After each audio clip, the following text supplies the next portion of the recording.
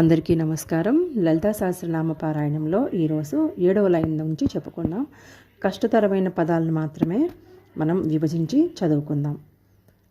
నవచెంపగ పుష్పాభ నాసాదండ విరాజిత తారాకాంతి తిరస్కారి నాసాభరణ భాసురా కదంబమంజరీ క్లుప్త కర్ణపూర మనోహరా తాటంకయుగళీభూత తపనోడుపమండల తాటంకయుగళీభూత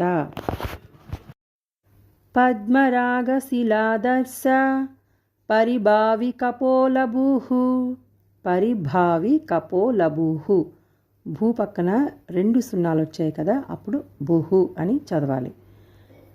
నవవిద్రుమ బింబ శ్రీ న్యక్కారి దశనశ్చదా నవవిద్రుమ బింబ శ్రీ న్యక్కారి దశనశ్చదా న్యక్కారి దశనశ్చదా శుద్ధ విద్యాంకురాకార ద్విజపంక్తిద్వయోజ్వల శుద్ధ విద్యాంకురాకార ద్విజపంక్తి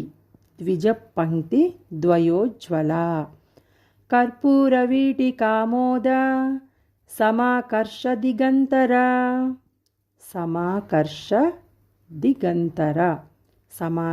దిగంతర నిజ సల్లాప మాధుర్య వినిర్బత్సిత కశ్యపి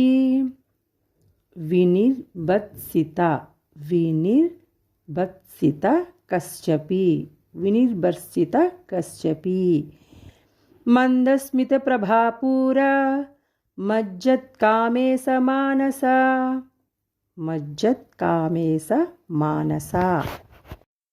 అనాకలిత సాదృశ్య చుబుక శ్రీ విరాజిత అనాకలిత సాదృశ్య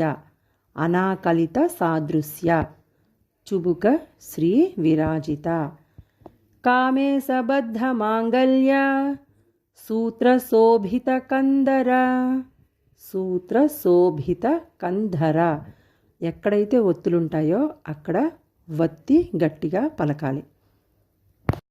ఈరోజు మనం చదువుకున్న వాటిలో కష్టతరమైన పదాలు అస్సలు లేవు, కాబట్టి చాలా సులువుగా చక్కగా నేర్చుకోవచ్చు.